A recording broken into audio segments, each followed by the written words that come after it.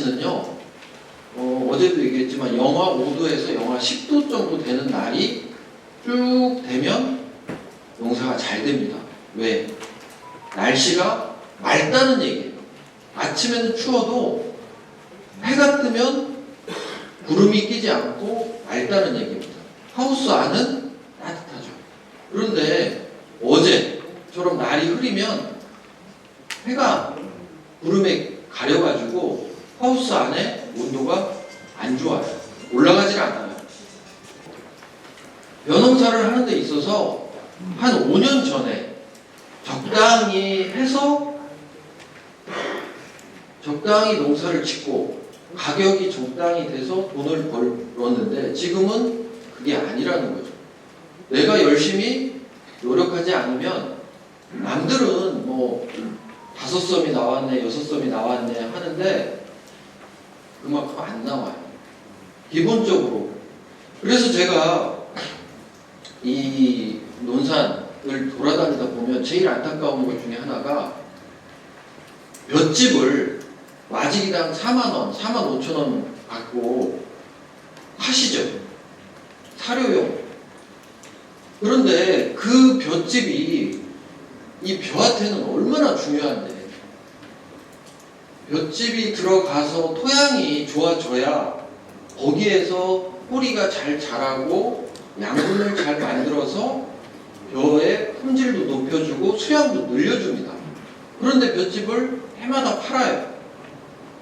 그러면 토양에 유기물이 없어서 이 벼가 잘 자랄 수 있는 조건이 안 돼요. 볏짚 한 마지기 팔으면 4만원씩 한 필집 팔으면 한 20만원 정도 되겠네요. 그런데 그에서 이익이 되는 거 왜 손해가 보는 거를 안 따지세요. 저 말고 전에 우리 송교수 선생님이 담당하실 때도 그 얘기를 많이 했을 겁니다. 볏짚은 최소한 2년에 한 번, 3년에 한 번은 무조건 넣어주십시오. 그런데 대부분 농가분들이 저희가 다녀보면 90% 이상은 볏짚이 다 판매를 해가지고 다 걷어가는 것 같아요. 그리고 나서 벼농사를 잘 지려고 하면 안 된다는 거예요. 작년에 수확을 했는데 수량은 분명히 어느 정도 나왔는데 무게가 안 나가는 이런 경우 보셨죠? 실제적으로 농사는 좀 된 것 같은데 무게로 따지니까 양이 생각보다 안 나온다. 그 이유 중에 하나가 작년에 후반기에 깨씨무늬병이 많이 나왔어요. 그렇죠? 아니에요? 그게 뭐냐면 깨씨무늬병이 사람으로 치면은 체력이 떨어져가지고요. 후반기에 영양 부족 상태가 오면은 그 깨씨무늬병이 나옵니다. 뒤에서 제가 또 설명을 드릴 텐데 어쨌든 농사를 짓는 데 있어서 가장 중요한 거는 기본을 지키는 겁니다. 부족의 어떤 분이요 이삭걸음으로 요소를 주셨대요. 그렇게 하면 안 되죠. NK도 안 되는데 거기다가 요소를 주니까 어떻게 되겠어? 균형이 안 맞아요. 질소라는 애는요 상당히 중요한 비료의 성분입니다. 식물이 자랐는데. 그런데 얘가 많으면요 다른 양분들의 흡수를 얘네들이 방해해요. 못 먹게 해요. 그래서 질소 비료가 너무 많으면 안 돼요. 적당히 있어야 돼. 그런데 거기에다가 요소를 주면 어떻게 되겠어? 안 되죠. 그리고 이삭걸음을 줄 때도 그 벼의 상태를 봐가지고 어떤 비료를 줄 거냐. 그래서 전에 제가 이제 어디 책에 보니까 이삭걸음을 줄 때 이게 언제 주냐면 7월 한 10일 이쪽 저쪽 중간 물떼기를 하잖아요. 중간 물떼기를 하고 나서 이삭이 올라오기 전에 이삭걸음을 준단 말이에요. 그런데 중간 물떼기를 한 다음에 이제 물을 넣어요. 물을 넣고 보통 한 2, 3일 정도 지나면 얘가 바닥에 비료기가 얼마나 있는지 빨아먹는단 말이에요. 그거 상태를 확인한 다음에 이삿그릇을 주라고 그렇게 써 있더라고요. 무조건 주는 게 아니라 내 지금 내 논의 상태가 어떤지. 그래서 이게 그늘이 지는데, 산 그늘이 지는데, 아니면 또 모래땅, 그 다음에 또 이제 하우스와 하우스 사이에 끼어 있는 논, 이런 데는 또 틀려요. 산 그늘이 지는 데는 어때요? 해가 짧으니까 아무래도 식물이 자라는데 못 자라는 성향이 좀 있습니다. 그리고 하우스와 하우스 사이는요, 이 바람이 잘 안 치고 뜨거워요. 그래서 그런 데는 비료를 더 주셔야 돼요. 특히나 전에 이렇게 농가에서 전화가 와서 저희가 현장에 나가보면 논 옆에 하우스가 있어요. 그럼 하우스에서 뜨거운 열기가 계속 나와요. 그러니까 그 바로 옆에는 벼들이 스트레스를 많이 받아요. 그래서 상태가 안 좋아. 그런 데는 비료를 조금 더 주셔야 돼요. 왜냐하면 뜨거우니까 이 에너지 소모가 많아요. 그리고 이제 모래땅 이런 데 물이 자꾸 빠지잖아요. 그러니까 비료를 한 번 주는 게 아니고 나눠서 2번이나 3번으로 나눠서 주셔야 돼요. 모래땅은 물이 자꾸 빠지니까 물을 자꾸 넣어주잖아요. 넣어주니까 그 물과 함께 비료가 자꾸 빠져나가. 그러니까 추가로 자꾸 주셔야 돼요. 그러니까 내 논의 상태를 내가 제일 잘 아니까 내 논의 상태를 봐가면서 비료를 주셔야 된다는 겁니다. 특히 이런 품질이 좋다, 고품질 품종들이 이런 것들에 조금 예민해요. 좀 더 신경을 써 주셔야 돼. 예전에 그 주남벼 재배 많이 하셨었죠. 주남벼. 키도 작고 수량도 엄청 많이 나와요. 그런 애들은요, 그냥 무난해요. 적당히 해주면 적당히 잘 크고 수량도 많이 나와요. 근데 그런 품종들은 지금 재배가 안 되잖아요. 그래서 편법으로 나오는 품종들이 가만히 보면 수량이 많은 애들은 그 주나벼 피가 들어 있습니다. 조상 중에. 할아버지나 할머니 중에. 제가 이따가 설명드릴 품종 하나 있는데 그때 다시 좀 더 설명을 드릴게요. 그리고 이제 친들은 아까 시장님도 얘기했지만 논산에서 가장 많이 재배되고 있는 품종 중에 하나입니다. 이 친들은 그 내역이 어떻게 되냐면 서해안 쪽에서 보령, 서천 이런 데서 중국하고 가깝기 때문에 멸구, 그 다음에 홍명나방 그리고 바람도 많이 쳐요. 그래서 거기에 재배하라고 만든 품종입니다. 그쪽에서 재배가 많이 되던 품종이에요. 그러니까 어떻게 했어? 병에도 강하고 도복에도 강하고 무난한 품종입니다. 수량도 적당히 괜찮고요. 그러다 보니까 농가분들이 농사 짓기에 괜찮죠. 그래서 올해 이제 수매 품종으로 바뀌었죠. 새일미에서 친들로.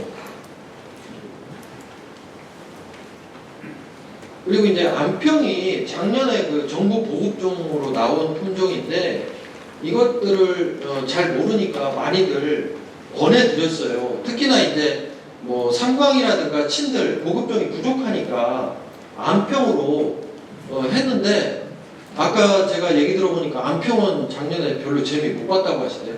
안평 재배하신 분 있어요? 안 하셨어? 네. 안평은 지금 정부에서 자꾸 하라고 하는 품종인데 여기 새일미가 들어가 있죠. 그런데 이런 건 있습니다. 이 벼 품종이라는 게 대부분 대농들은요 3가지에서 4가지 정도를 이제 농사를 짓는데 올해 예를 들어 이제 친들이 괜찮았어요. 근데 내년에도 친들이 반드시 괜찮다라는 건 없습니다. 왜냐? 날씨나 이런 거에 따라서 조금씩 변화는 있기 때문에. 그래서 올해 작년에 해보니까 아니야.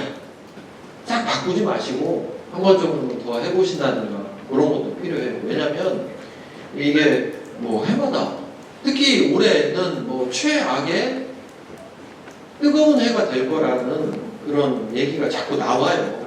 물론 그게 저도 안 맞았으면 좋겠습니다. 작년에도 워낙 뜨거워가지고 고생 많이 했죠. 네. 근데 올해도 작년보다 더 뜨거울 거라는 그런 보도도 나오고 있으니까요. 그리고 이제 지금 쌀을 사람들이 자꾸 안 먹어요. 오늘 아침에 우리 어르신들은 대부분 식사를 밥으로 하시고 오셨을 텐데 저희 뭐 센터 직원들이나 젊은 친구들 아침에 밥 안 먹죠. 빵 먹고. 그러다 보니까 쌀 소비가 자꾸 안 되니까 정부에서는 논에다가 벼 심지 말고 쌀 말고 이 쌀가루 가루로 해서 빵을 만들고 가공을 할 수 있는 거를 자꾸 권해요.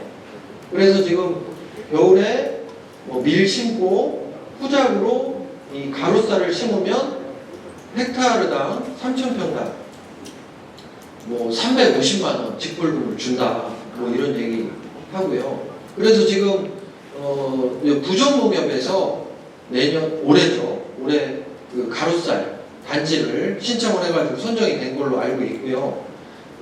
정부에서 적극적으로 지금 이 가루쌀을 재배하게 하려고 하고 있습니다. 저희 그 품종비교포, 광석의 품종비교포도 이걸 심었었는데 생각보다 수량도 많이 나오고 괜찮더라고요. 그리고 이게 좋은 게 6월 25일경에 이양을 하게 돼 있어요. 일찍 심는 건 아니고 늦게. 그래서 여기 젊으신 분들 있지만 그 농어촌공사에서 그 논 해주는데 벼 못 심게 하잖아요. 그래서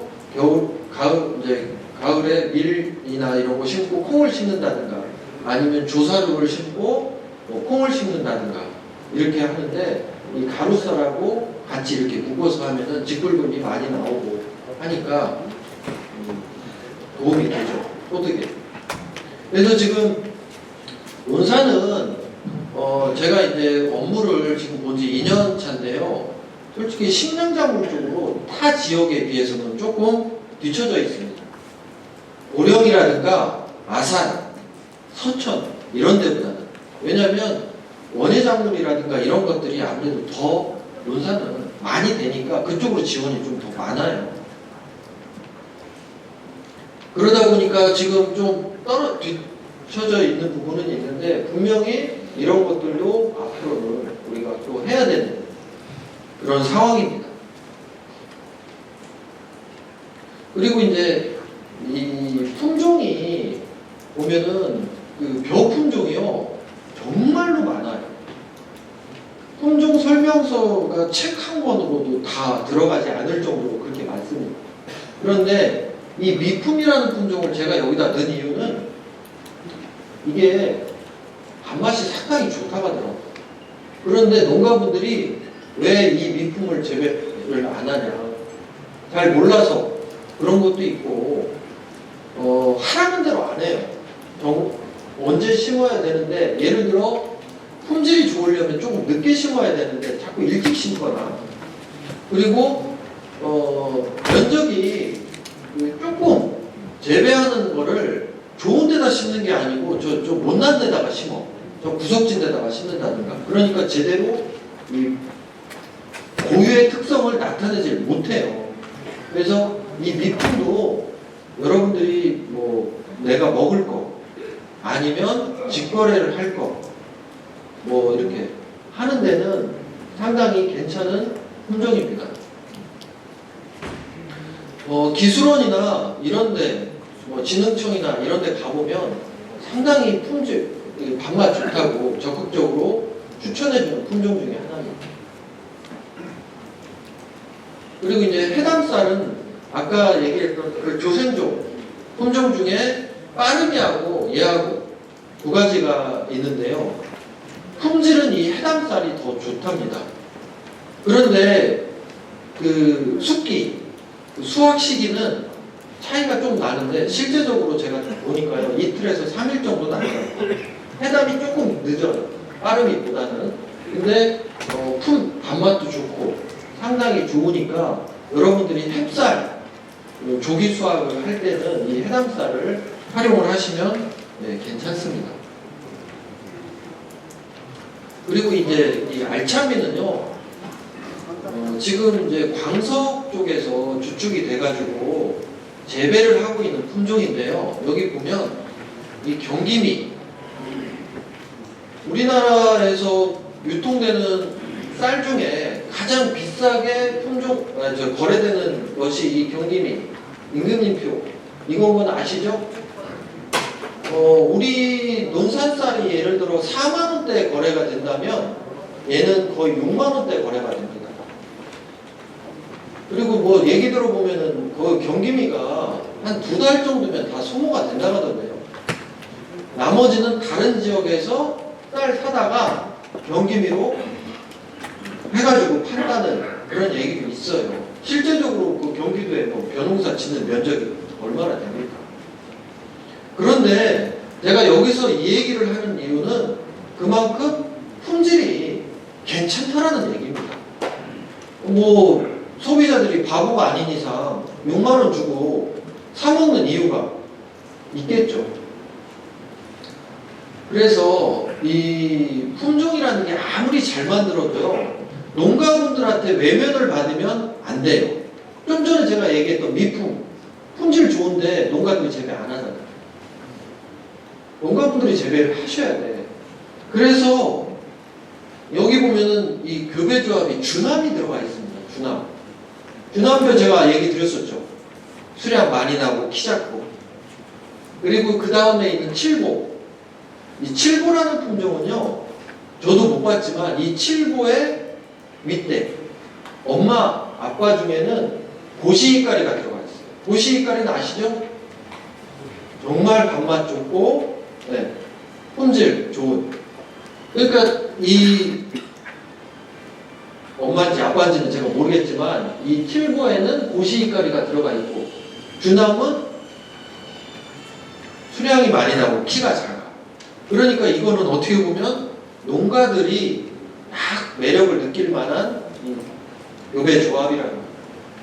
그러니까 밥맛이 괜찮아요. 그런데 얘가 몇 년 전까지만 해도요, 타 지역에서는 재배가 어려웠어요. 묶어놔 버렸어. 경기도에서만 재배해라. 왜냐면 너도 나도 다 하면 안 되니까. 근데 이게 풀렸어요. 그래가지고 이제 다른 지역에서도 재배를 합니다. 알참미. 그래서 지금 작년에 1000마지기 정도 심었다고 얘기 들었는데, 1000마지기면 제가 따져보니까 60헥타르를 조금 넘어요. 그러면 우리 논산이 벼 재배 면적이 1000하고 조금 붙어요. 1000헥타르라고 했을 때 1%가 안 되죠. 그리고 아까 우리 불암찬, 그게 약 한 450마지기 정도 되니까 그게 한 5% 정도 되고, 이게 1%가 안 돼. 그럼 나머지는 담광, 진들, 세일미 이런 거니까, 이런 품종들이 좀 재배가 돼서 면적이 좀 늘어나면 아무래도 논산 쌀의 품질을 좀 더 높일 수 있는 그런 여기가 될 수 있겠죠. 그래서 지금 제가 어제 여기 뵀던 분도 있을 겁니다. 시청 3층 회의실에 가서 잠깐 설명을 좀 해달라고 해가지고 이거 품종에 대해서 설명하고 왔는데, 지금 광석에서 종자가 6톤 정도가 지금 비축을 하고 있답니다. 그래서 내가 품종을 좀 고민을 하고 계신 분들은 뭐 광석 쪽에 얘기를 하든지, 뭐 서로 이렇게 하다 보면 서로 다 알잖아요. 연결됐잖아요. 아니면 저희 기술센터 저희 쪽한테 연락을 주시거나 이러면 이 알참이 종자를 발선해 드리도록 그렇게 할 테니까 한번 해 보시고, 그리고 여러분들도 인지를 하고 계시겠지만 논산 쌀이요, 지금 이 쌀 거래 시장에서 상당히 이 바닥을 인정을 못 받고 있어요.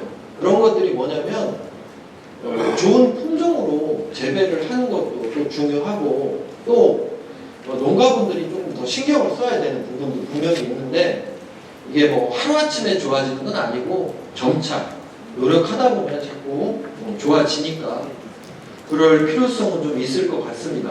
그리고 저도 이거를 소개를 하면서 나중에 욕먹는 거 아닌가. 저 기술센터 직원이 하라고 해서 했는데도 좋지도 않고 수량도 안 나오고. 그래서 저도 꼬치꼬치 자꾸 물어봤어요. 그랬더니 수량도 괜찮고 단맛도 좋고 괜찮으니까 욕 안 얻어먹을 테니까 잘 아시는 분이 그렇게 말씀을 하시더라고요. 제가 정확히 쌀 수량은 요거를 믿지 마시고 좀 더 나온다는 거 얼마라고 정확히 얘기는 못 하겠습니다. 공식적으로는 이런데요. 이것보다는 훨씬 좀 더 많이 나온다고 합니다.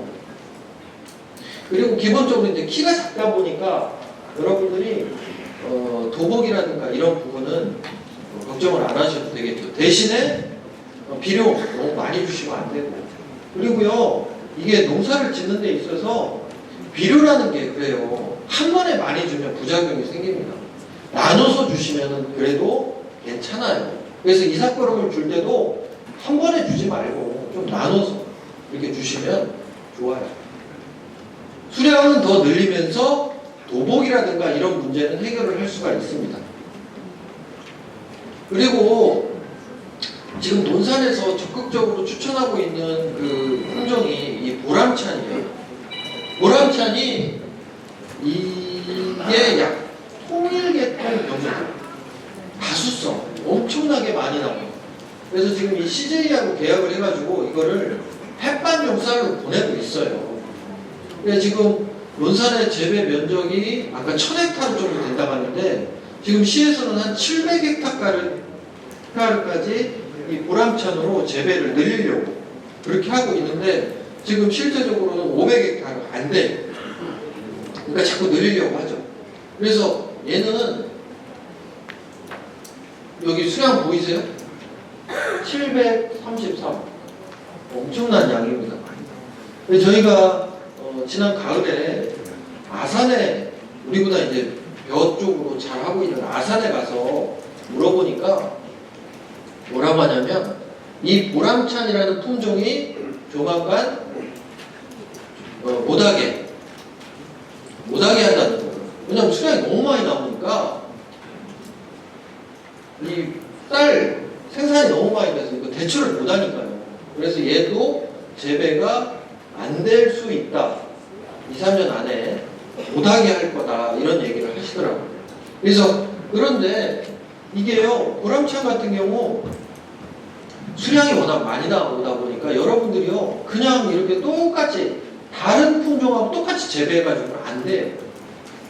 그러니까 아까 얘기했던 것처럼 유기물 이런 것들도 조금 더 신경을 쓰셔야 되고 그 다음에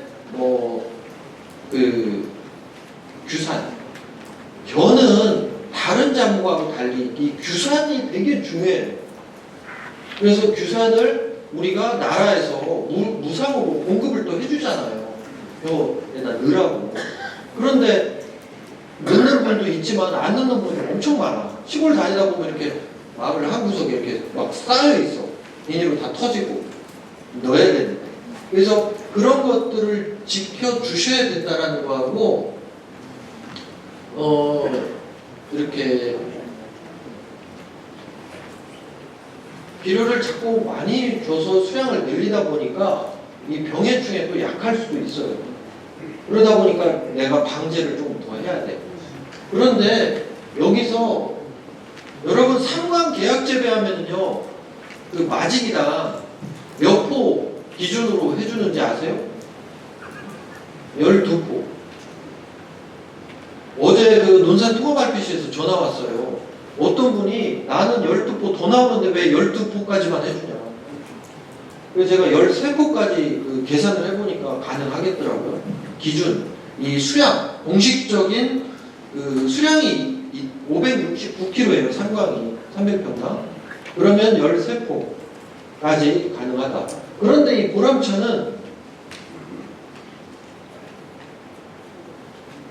이게 아까 그 우리 저기 박기래 팀장님이 말씀해 주셨을 때 헥타르당 54만 원인가 얘기했는데요. 그거를 요거 40kg로 따지면은요 200평당 마지기당 18포까지 해주는 겁니다. 그러니까 수량이 얼마나 많냐는 거예요. 엄청나게 나온다는 거예요. 그래서 가격 자체가 조금 낮아요. 수매 올해 72,000원이었잖아요. 이게 57,000원인가 58,000원인가 뭐 그랬던 것 같아요. 작년에. 그러면 2,000원씩 보상을 해줘. 그리고 나서 수량이 많이 나오니까 괜찮다라는 얘기입니다. 그래서 지금 자꾸 이것도 늘리라고 이렇게 하고 있는 상황이고, 그래서 오늘 나눠줬죠. 보람찬 계약제 나눠줬나요? 네. 그래서 잘 알아보시고 하시는 것도 괜찮습니다. 그 다음에 제가 이제 아까 기상이 자꾸 바뀌다 보니까 자꾸 문제가 생겨요. 그래서 저기 회장님도 오셨네. 그 얘기했던 30년 동안에 벼 엎은 거 처음이라고. 종자 소독이 그만큼 또 중요해졌어요. 그래서 예전에는 우리가 대부분 뭐 약재 침지 소독만 하거나 아니면 온탕 소독만 했어요. 그런데 지금은 두 가지를 다 해야 된다는 거, 반드시. 온탕 소독은 60도에서 10분 동안 하는 거잖아요. 그래서 그거는 대부분 농협에서 많이 해줘요. 왜냐면 이게 막 온도가 높고 부피가 또 크고 이렇게 하다 보니까. 뭐 성동, 그 다음에 어제 논산계룡농협인가? 거기도 해준다고 들은 것 같은데. 네. 그리고 안 해주는 농협은 가서 얘기하세요. 해달라고. 왜냐면 남들이 안 해주는 거를 해달라고 하면은 이상한 놈 취급을 받는데, 다른데 해주는 거를 해달라고 하는 거는 어떻게 보면 정당한 요구니까 금방금방 이게 해줄 수 있습니다. 그래서 온탕 소독과 약재 침지 소독을 반드시 해야 된다는 거. 그래도 문제가 생기는 이유는요, 이런 게 있습니다. 올해도 제가 이제 죄송하지만 딸기 얘기를 조금만 하자면, 딸기 심어놓고 엄청나게 많이 죽었어요. 저도 지금도 딸기묘를 심어요. 한쪽에서 갔다가 죽은 데 떼우더라고요. 저도 10년 농사 중에 1월 달에 딸기를 심기는 처음입니다. 왜? 죽어. 왜 죽냐? 겨울에, 지난 여름에 얘네들이 워낙에 안 좋은 조건에서 자란 거예요. 그러니까 와서 죽는 거예요. 벼도 똑같아요. 종자를 생산을 하는 과정에서 기상이 안 좋다 보니까 얘네들이 조건이 안 좋은 조건에서 자라다 보니까 어떤 문제점을 끌어안고 있는 겁니다. 그래서 내가 예전에 문제가 없었다 하더라도 문제가 발생을 할 수가 있는 겁니다. 그래서 제가 가끔 사무실에 앉아서 전화를 받았을 때 농가분들이 뭐라고 하시냐면, 작년에 이렇게 해서 올해도 이렇게 했는데 왜 문제가 생기느냐.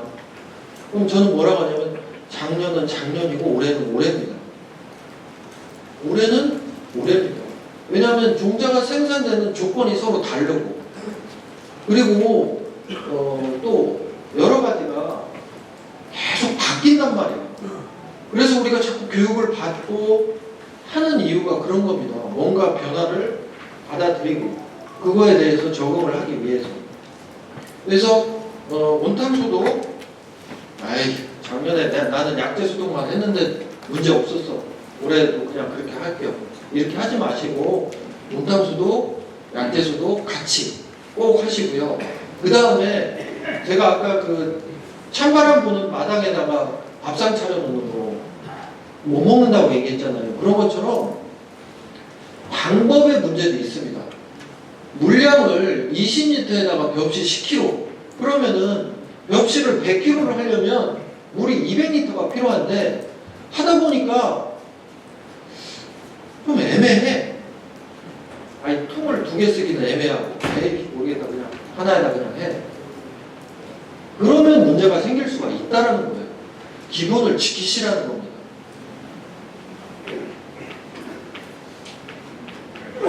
여기 보면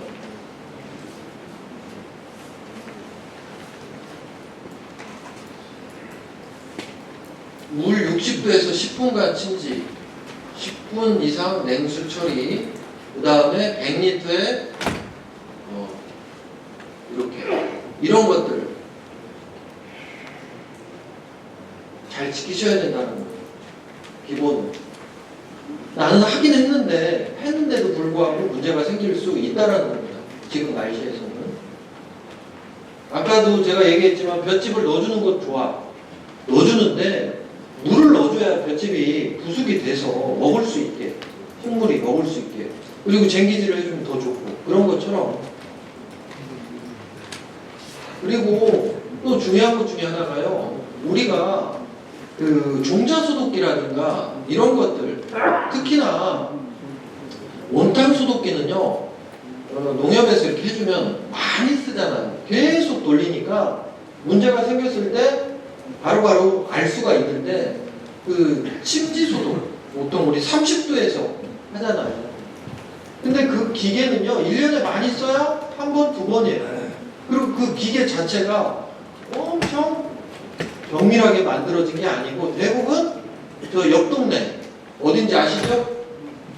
네, 옆 동네에서 대부분 들어오는 것들이기 때문에 이 온도가 고장나는 경우가 있습니다. 그래서 만약에 30도에다 딱 맞춰놨는데 이게 35도, 뭐 40도 될 수도 있고요. 아니면 나는 30도에다 맞춰놨는데 25도밖에 안 될 수도 있어요. 그래서 내가 막대기 온도계도 저 옆 동네에서 만들어진 거 잘 안 맞는 경우가 있어요.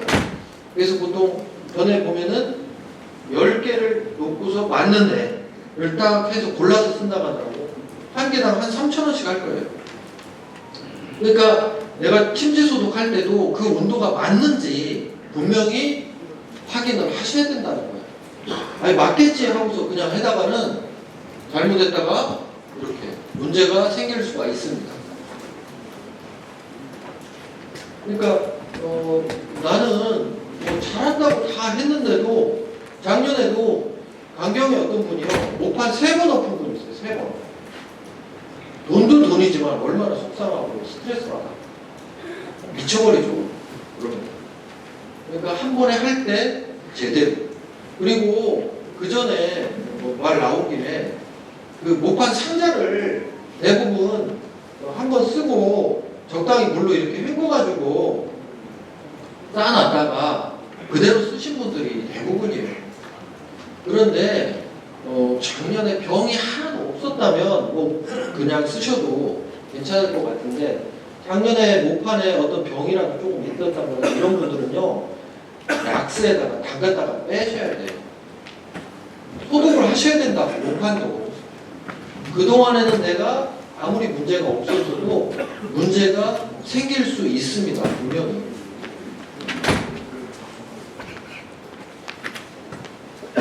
그리고 이제 육묘를 내가 뭐 밀묘를 하느냐 어린묘를 하느냐 이런 거에 따라서 종자, 양 이런 것도 다 서로 틀리잖아요. 특히나 이제 요즘은 밀묘 소식 재배를 하시는 분들이 많아요. 모판수 줄이려고. 그런 분들은 상자당 뭐 200g, 250g도 담으니까 그런 분들은 더 철저히 그런 것들을 해 주셔야 돼요.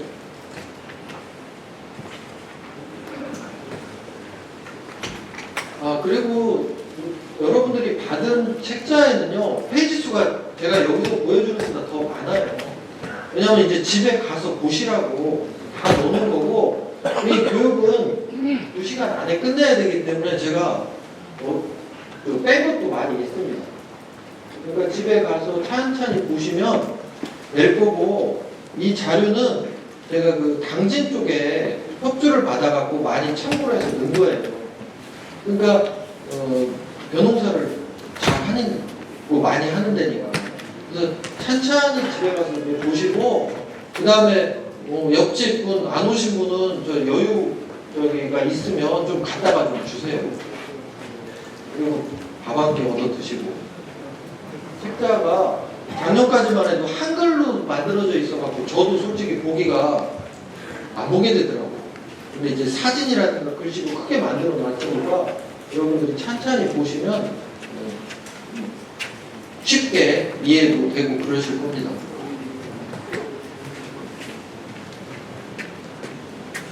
그러니까 여기도 보면은, 그리고 우리가 이제 또 이 모짜리 할 때 실패하는 원인 중에 하나가요, 종자를 말릴 때 이 종자용은 40도씨 이하에서 말려야 되는데 이게 제대로 안 지켜지는 경우가 있습니다. 그래서 다 잘했는데 나중에 올라오질 않아. 싹이 안 터. 그래서 그거를 추적을 해보면 종자 말릴 때 온도가 좀 높아. 그러면 발화가 안 돼. 그래서 발화 종자는 보급종으로 쓰시면 좋지만 보급종이 없어서 뭐 옆집이나 내 아는 사람한테 종자를 받아다가 쓰는 경우도 있잖아. 그러면은요, 좀 덜렁덜렁 하신 분 거는 받아오시면 안 돼. 그런 분들은요, 이 종자 건조할 때 온도를 좀 높여가지고 말리는 분도 있어요. 분명히 이 종자를 용으로 쓸 때는 40도씨 이하에서 건조를 해가지고 말려놔야 나중에 발화가 잘 됩니다. 고온에서 말리시면 안 돼요. 그리고 얘기했던 온도계. 그러니까 거기에 부착되어 있는 온도계 말고 별도의 온도계로 온도를 체크를 하셔서 온도가 너무 올라간다든가, 너무 올라가는 것도 문제지만 너무 낮아도 문제가 되는 거예요. 그래서 체크를 해보셔야 된다고요. 그리고 여기 보면은 40kg짜리를 지금은 이제 많이들 잘 하시는데, 지금도 개 중에는 예를 들어 20kg짜리 그 푸대 보급종이 나오면 그 푸대째 그냥 담그시는 분도 있어요. 걸어서 나눠야죠. 그래서 그물망에다가 3분의 2 정도만 담아가지고 슬렁슬렁하게 해가지고 담가야 약이 그 안으로 잘 들어가고 그렇게 한다고요. 그러니까 그거 뭐 번거롭게 어디 가서 말을 구하기도 어렵고, 그러니까 그냥 해. 그러면 안 된다라는 거예요. 지킬 거는 자꾸 지키셔야 돼. 그래서 한 번에 2번, 3번 하지 마시고 한 번에 그냥 끝내셔야 돼요. 소독을. 모짜리 엎으면은요, 어때요? 지나가는 사람들이 구경 갔다고 와가지고 한마디씩 하시잖아요. 창피하고. 진짜 구경 나요. 아주 자꾸 와가지고 뭐 한마디씩 거들어. 옆에 있는 사모님도 뭐라고 하고. 한 번에 제대로 하시면 돼요. 그 다음에 이제 이런 것들은 뭐 잘 아시는 거니까 넘어가고요. 그 다음에 제가 이 얘기는 했었는데, 이양 시기는 자꾸 이렇게 늦어집니다. 그래서 아까도 얘기했지만 6월 초, 그래서 6월 5일 요때 정도 심으시는 게 가장 좋고요. 이제 나중에 이런 얘기를 하실 수도 있어요. 네가 6월 5일날 심으라고 해서 심었더니 여가 뭐 어쩌고저쩌고. 이 기상이라는 게 어떻게 바뀔지 모르기 때문에 저희는 가장 적당한 시기를 추천을 해드리는 거예요. 조금 안 맞을 수도 있어요. 농사라는 거는. 그래서 전체적으로 온도가 자꾸 올라가니까 조금 늦게 심는 게 좋다라는 거. 그리고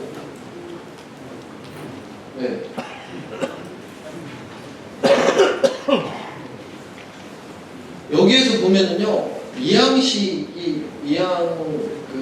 적정 심는 깊이가 2cm에서 3cm로 심게 돼 있는데, 이런 것들을 지키는데 가장 중요한 기본 요인은요, 균평을 잘 하셔야 돼요. 균평.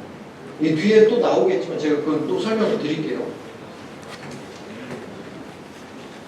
그리고 밑거름 이런 것들은요, 한 번에 많이 주시는 것보다는 조금 번거롭더라도 2번, 3번에 나눠 주시는 게 벼 수량을 늘리는 데는 훨씬 좋습니다.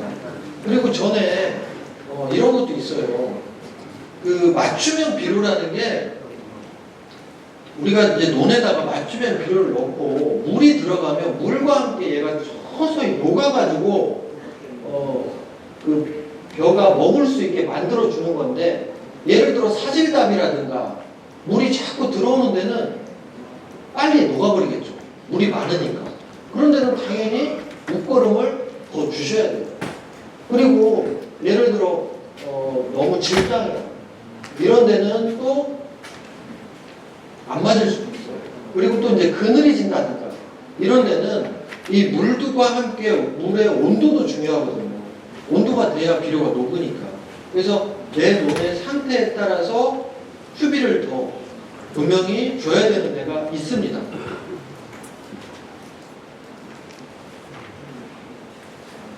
그리고 이제 논농사에서 제일 중요한 것이 뭐냐면 결국에 물 관리예요. 물 관리를 잘 해야 적정한 시기에 물이 들어가 줘야 벼들이 잘 활동을 해서 하는데, 그게 이제 균평 작업이라는 거예요. 균평 작업.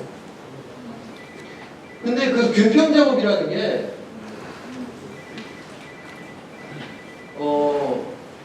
그전에는 대부분 그 썰해질을 해가지고 균평을 잡았는데요. 여기 농업기술센터에 균평기가 한 대가 있어요. 올해는 2대를 추가로 더 구매를 할 겁니다. 그래서 이게 해마다 해줄 필요는 없고, 보통 3년에 한 번 정도 해주면 이 균평이요 2cm에서 3cm 정도, 높은 데하고 낮은 데하고 그렇게밖에 차이가 안 난다는 거예요. 그래서 봄에 2월달 건조할 때 내가 쟁기질해서 흙을 말리고 로타리 쳐서 이렇게 부셔놓은 다음에 균평기를 이렇게 끌고 다니면 이게 균평기예요. 얘를 끌고 다니면 얘가 높은 데 거는 끌어오고 깊은 데다가 이제 흙을 넣어주는 거예요. 그래서 이게 혼자서 빌려다가 하기에는 쉽지가 않으니까 여러분이 이렇게 묶어가지고 이렇게 같이 해주시면, 지금 논산에 벼농사 짓는 데를 가을에 다녀보면요, 풀이 없는 논을 찾는 게 어려울 정도로 그렇게 풀이 많아요. 그게 결국에 뭐냐면, 이렇게 균평이 제대로 안 돼 있으니까 제초제를 넣어줘도 여기서 풀이 나죠. 그러니까 제초제 자체가 안 좋아서 풀이 나는 경우는 거의 없습니다.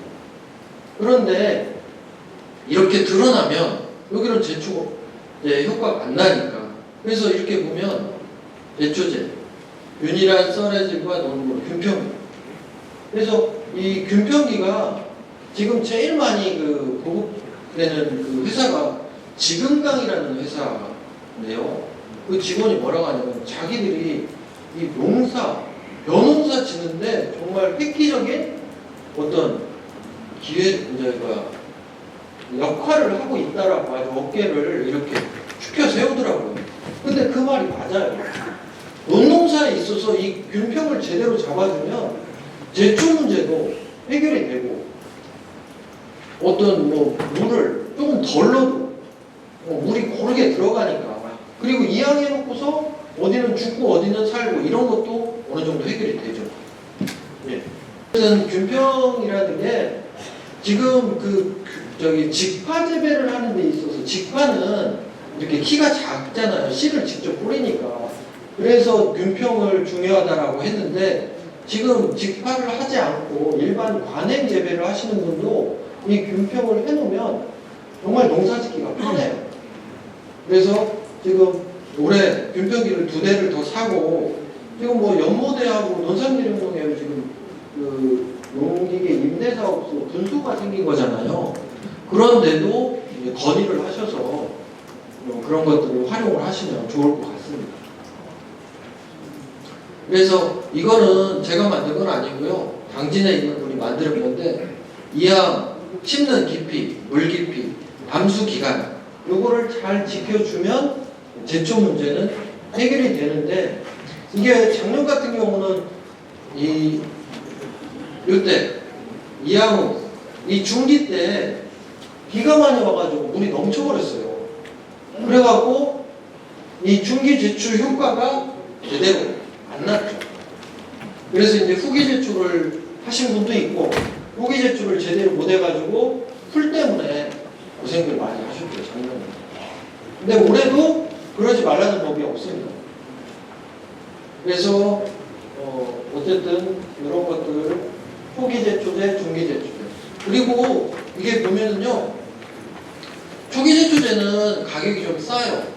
대부분 1년생 풀들을 잡는 용도고, 중기 제초제는 이제 반년생 풀들을 잡는 용도로 많이 쓰거든요. 1년생, 반년생. 그래서 중기 제초제가 조금 가격도 좀 비싸죠. 그리고 농가분들이 이제 제초제 피해에 대해서 나중에 모내기를 해놓고 저희 기술센터로 전화를 하시는데, 이 제초제라는 거는요, 제초제 중에 찰벽, 그 다음에 통일계통벼에는 쓰면 안 되는 제초제들이 있습니다. 여기 보면 여기 통일계통, 찰벽, 그 다음에 흑미 이런 점. 그래서 이 농협이나 제초제를 판매하시는 분들도 알아요. 그런데 농가가 가서 그냥 제초제 달라고 하면은 뭔지 모르니까 그냥 준다고. 그러니까 반드시 나는 이번에 찰벽에 쓸 거야. 아니면 통일계통. 아까 얘기했던 그 보람차는 통일계통이에요. 그걸 얘기를 하셔야 돼요. 그 다음에 나는 유생미, 뭐 흑미다 뭐다 이런 것들 얘기해 주시면 거기에다가 쓰지 말아야 될 제초제가 있습니다. 그것만 구분을 하시면 돼요. 그러니까 농가분들이 제초제를 살 때 나는 찰벽에 이번에 줄 거야. 구분을 좀 해달라고 하면 구분해줘요. 한번 제초제 잘못 줘가지고 벼가 이렇게 많이 상하면 얼마나 속상해요. 솔직히 저희가 전화 받고요, 벼 다 죽었대. 가보면 한 10% 죽었어. 근데 농가 입장에서는 다 죽은 거야. 아, 속상하죠. 근데 대부분 시간이 지나면 해결이 돼요. 근데 그 시간이 지나기까지 얼마나 속상하냐. 그러니까 은평 작업이라든가 이 통일계통 이런 걸 구분해가지고 반드시 쓰셔야 됩니다. 그리고 아까 제가 얘기했잖아요. 깨시무늬병. 이 깨시무늬병은요, 어떻게 보면 걸리지 말아야 될 병이에요. 후반기에 방심하고 있다가 뒤통수 맞는 겁니다. 그러니까 아까 볏짚 다 걷어내고 비료빨이 떨어지면 나오는 병이에요.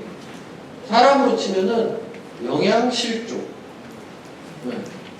까칠까칠 하잖아요. 엄마 없고 아빠 없고 한 애들 맨날 라면이나 먹고 밤에 늦게 자고 이러면은 애들이 까칠까칠해요. 벼도 그겁니다. 그래서 작년에 깨시무늬병이 많이 나왔어요. 후반기에. 그게 뭐냐면 여기 보면은 예, 다른 것도 있지만 요거 고온 다습한 환경이 계속 되잖아요. 그러면은 얘네들이 에너지를 많이 소모해요. 그러니까 이 양분을 잘 만들어서 잘 이게 활용을 해야 되는데 뜨겁고 막 고온다습하니까 스트레스 받아갖고 얘네들이요 제대로 양분을 적당한 곳에 쓰지를 못해요. 그래서 깨시무늬병이 나오는 겁니다. 그래서 우리가 이제 건불농사라고 해서 네? 농사는 잘 된 것 같은데 수량이 안 나오는 그런 것들이 이 깨시무늬병 이런 것들 때문에. 그래서 작년에도 산 밑에 있는 농가가 3분의 1 이상이 상태가 이렇게 안 좋은 이렇게 됐어요. 그게 뭐냐면 비가 많이 왔잖아요. 작년에. 그래갖고 이 물길이 원래는 산 물이 이렇게 논 옆으로 가야 되는데 이 물길이 이 논 안으로 터진 거야. 그래서 계속 물이 들어오는 거야, 산물이. 그러니까 산물은 양분이 없어요. 찬물이고. 그러니까 이렇게 깨시무늬병이 있죠. 깨시무늬병 오는 논은요, 되게 어떻게 보면 창피한 겁니다. 내 농사를 신경을 안 쓰신 거야. 신경 조금만 쓰면 이 깨시무늬병은 잘 안 와요. 그래서 아까도 얘기했지만 볏짚을 반드시 넣어주셔야 돼요. 그래서 기본적인 것도 그렇고 우리가 보람찬 같은 경우는 아까 수량이 많이 나오는 품종이잖아요. 그런 거는 반드시 더 넣어야 돼요. 그래서 어떤 분은 뭐 와지기당 17개가 나왔는데 나는 뭐 13개, 14개밖에 안 나와. 그러면은 안 되잖아요. 그래서 우리가 할 수 있는, 그리고 이 객토는 해주면 좋은데 이제 돈이 많이 들어가니까 이거는 뭐 해주면 좋고, 그 다음에 규산질 비료. 규산질 비료는 기본적으로 나오는 것도 있고요. 만약에 내가 토양 검정을 해가지고 이게 부족하다 그러면 내가 뭐 약 줄 때라든가 좋은 규산이 또 많이 있어요. 물 넣을 때 이렇게 거기다가 부어놓으면 이렇게 섞이게 하는 것도 있고, 뭐 약 뿌릴 때 같이 뿌릴 수 있는 것도 있고, 그래서 벼는 이 다른 약분도 중요하지만 이 규산 이게 상당히 중요해요. 그래서 이런 부분을 조금 신경을 쓰셔야 된다는 거. 그 다음에 모래노는 절대 가을에 추경하시면 안 돼. 그 추경을 해가지고 이걸 뒤집어 놓으면 거기에 있는 양분들이 자꾸 빠져나와. 그래서 추경을 하지 말라는 겁니다. 그리고 목거름을 좀 더 주셔야 되고,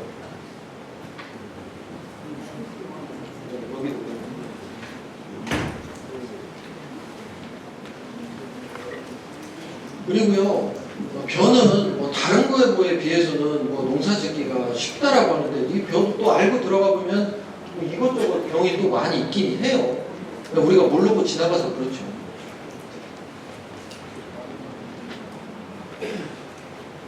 그리고 우리가 작년에 홍명나방 이런 거 때문에 애먹었잖아요. 근데 이게 보면은 뭐 불파리도 그렇고 이 약이라는 게요, 그 약효 기간이 있습니다. 상자 처리제는 보통 40일. 그리고 상자 처리제 중에서도 비싼 게 있어요. 비싼 거는 뭐 60일까지 가는 것도 있다고 제가 들은 것 같은데, 근데 비싸니까 여러분들은 대부분 보통 40일짜리를 많이 쓰죠. 그런데 모내기를 예를 들어 일찍 했어. 5월 15일 날. 그러면 그 기간이 떨어질 때 이런 물바구미 이런 피해가 올 수 있어요. 그리고 그 목도열병이라든가 뭐 홍명나방 이런 것들이요, 방제 시기가 거의 있습니다. 6월 보통 2번을 방제를 하잖아요. 2번 방제할 때 보면은 6월 말, 그 다음에 7월 말에서 8월 초, 이때 많이들 해요. 아니면 7월 초, 그 다음에 7월 말에서 8월 초.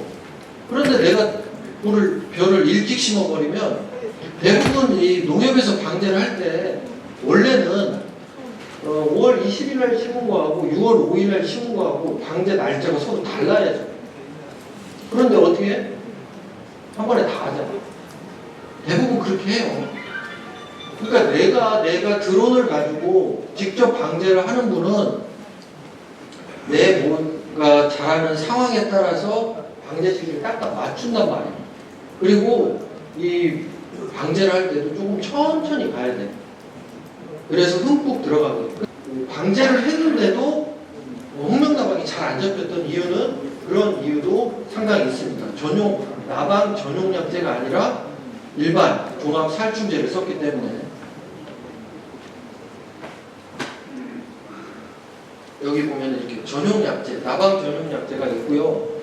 이 전용약제도 나방약도요, 뭐 한 병에 500리터에 5,000원짜리부터 25,000원짜리까지 다양해요. 근데 좋은 약은 비싼 게 좋은 겁니다. 잘 잡혀요. 비싼 게. 근데 예방 차원으로 줄 때는 뭐 저렴한 약을 쓰셔도 상관이 없는데, 급하게 빨리 효과를 볼 때는 비싼 약을 쓰시는 게 당연히 좋겠죠. 그리고 요거 여러분들 책에도 있습니다. 그래서 이게 벼농사는 물 관리가 정말 중요하다라고 얘기를 하는데, 아니 전화해서 물어봐요 저희한테. 이제 물 빼도 돼요? 아니 그냥 내 논 상태를 확인을 하고 그래서 지금 그 책이요, 아주 여러분들이 보기에 쉽게 이렇게 설명을 해놨으니까 보시고 나중에 이해 안 되는 거는 전화를 주시면. 왜냐면 저희도요, 뭐 항상 사무실에 있는 게 아니고 전화를 못 받을 때도 있어요. 전화해놓고 도대체 왜 전화 안 해주냐고 그냥 애타게 기다리지 마시고 책 한번 보시면 또 잘 알 수 있고, 그럼에도 불구하고 잘 모르겠으면 또 전화 주시면 되고. 그래서 이렇게 보면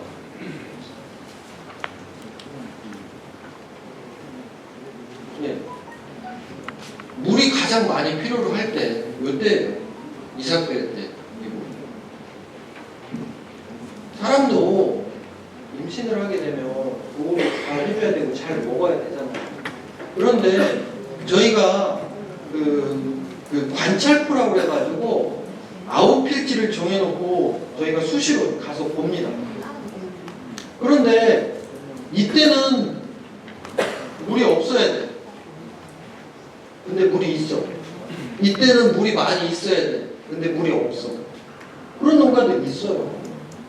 그러면 당연히 남들은 6섬을 먹었다. 그런데 나는 5섬밖에 못 먹고요. 이게 5섬 농사 짓는 데 들어가는 비용하고요, 6섬 먹는 데 들어가는 비용하고 차이가 많이 날까요? 별로 안 나요. 들어가는 비용은 별 차이가 안 나. 그러면 5섬 먹는 것보다 6섬 먹으면 남는 게 많겠죠. 근데 중요한 것, 정말 중요한 것 중에 하나가 이 물 관리. 필요할 때 물을 넣어주느냐, 안 넣어주느냐. 그리고 아까 균평을 잘 해놓으면 물을 많이 안 넣어도 물이 고르게 들어가니까. 근데 균평이 잘 안 돼 있으면 높은 데는 물이 안 가니까 당연히 거기는 벼가 제대로 자라질 못해서 수량이 떨어지고, 또 그 높은 데에서 풀이 나니까 당연히 풀이 양분을 먹으니까 수량이 떨어지겠죠. 그러니까 이게 이 벼농사라는 게요, 되게 어떻게 보면 단순하면서도 해야 될 거를 해주느냐 안 해주느냐에 따라서 수량 차이가 많이 나고 또 밥맛도 틀려요. 그러니까 균평이 잘 돼 있으면 물이 고르게 잘 들어가니까 필요할 때 얘가 잘 양분을, 물과 함께 양분을 끌어올려서 얘가 먹는 겁니다. 물이 없으면 아무리 좋은 저기를 줘도 먹지를 못해요. 그래서 여기 보면은 얘는 이렇게 물을 계속 담아두거나 아니면 물을 너무 빨리 빼면 뿌리가 상해가지고 이렇게 되고, 여기는 제대로 관리한 포장에서는 당연히 수확을 해보면은요, 부피 차이는 얼마 안 날 수 있어요. 근데 무게 차이는 엄청나게 나겠죠. 이쪽 거하고 이쪽 거하고.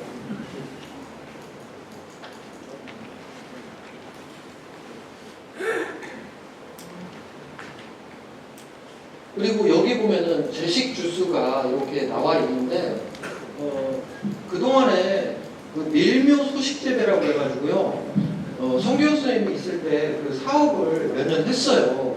그래서 논산에 지금 저희가 조사를 해보니까 밀묘로 재배를 하시는 면적이 약 65%, 70%가 조금 안 되더라고요.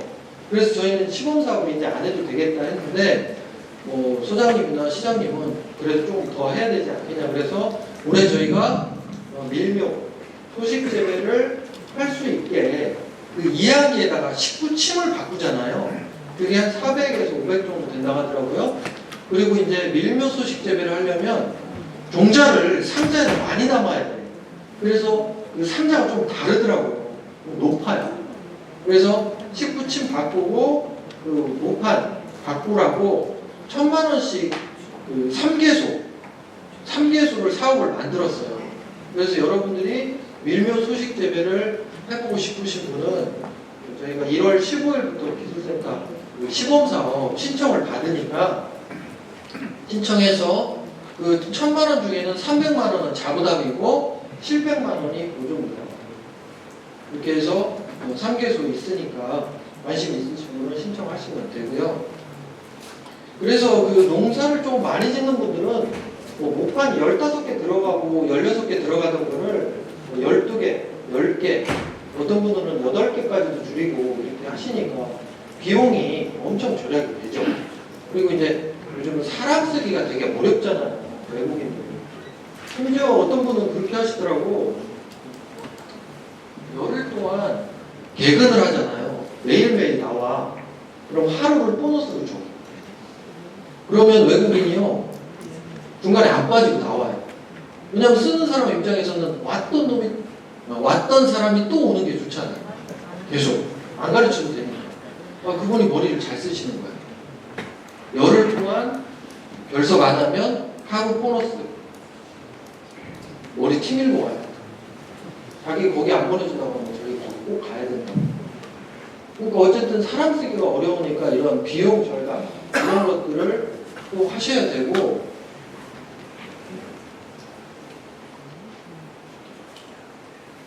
그 다음에 거의 이제 끝물이고요.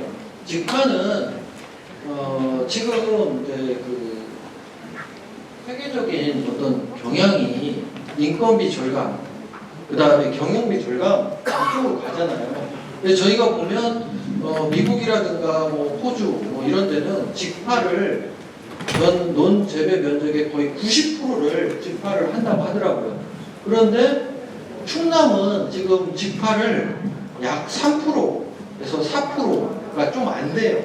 그래서 지금 충남 전체 재배 면적의 10%를 직파를 하려고 엄청나게 지원을 많이 해줍니다. 그래서 작년에 논산도 3천만 원씩 5개소를 사업을 했고요. 올해는 3천만 원씩 8개소를 사업을 저희가 사업비를 받아왔고요. 그 다음에 또 3천만 원 갖고 균평기 사고, 드론 사고, 또 뭐 사고 하면은 하나 정도밖에 못 사. 근데 다른 게 또 필요해. 그러니까 도에서 2억 3천을 센터에다가 내려주고 거기서 필요한 농기구를 사가지고 농기계를 사서 여기다 놓고 임대를 해줘라. 그래갖고 그 돈으로 우리가 균평기 2대, 붐스프레이 2대, 그 다음에 뭐 원담 직파기 이런 것들을 사요. 그리고 또 7천만 원은 또 떼어가지고 조류 피해 방지하게 뭐 이렇게 레이저로 이렇게 해가지고 새들이 벽지를 못 먹게. 그 직원이 엄청 적극적으로 직파를 지금 이렇게 하고 있고요. 어차피 경영비 절감을 해야 소득이 올라가니까. 이 쌀값이 지금 17만 원, 17만 5천 원 정도 얘기되더라고요. 근데 여기서 그렇게 많이 올라가기는 어렵습니다. 몇 년 전에 뭐 20만 원까지 간 적이 있는데 실제적으로 이 벽값이 많이 올라가기는 어려워요. 제가 봤을 때는. 그래서 그 외에 다른 것들을 좀 줄여서 내 소득을 올리는 쪽으로 가야 되지 않나. 그래서 몇 년 전, 10년, 15년 전에 문혼직파들 많이 하셨어요. 그랬는데 지금은 안 하시는 이유가 대부분 잡초 문제 때문에 그랬는데, 잡초가 결국에는 균평 문제입니다. 균평을 잘 하느냐 안 하느냐, 요 문제가 제일 크더라고요. 그래서 지금 저희도 작년에도 저희가 이제 뭐 직파 시연회도 하고 평가회도 했는데, 관심 있으신 분은 저희한테 연락 주시면 직파 교육을 할 때 문자로 안내를 해드릴 거고요. 센터에서도 교육을 하고 기술원에서도 교육을 하고 계속 해요. 왜냐하면 이거는 정책적으로 아마 도지사님 바뀌기 전, 그 다음에 시장님 바뀌기 전까지는 계속 이 사업이 확대가 될 걸로 이렇게 보고 있으니까. 그래서 올해 뭐 교육을 좀 들어보고 내년에 사업을 하셔도 되고, 또 내년에 올해 한번 또 도전을 해보시는 것도 괜찮고요. 그래서 직파 같은 경우는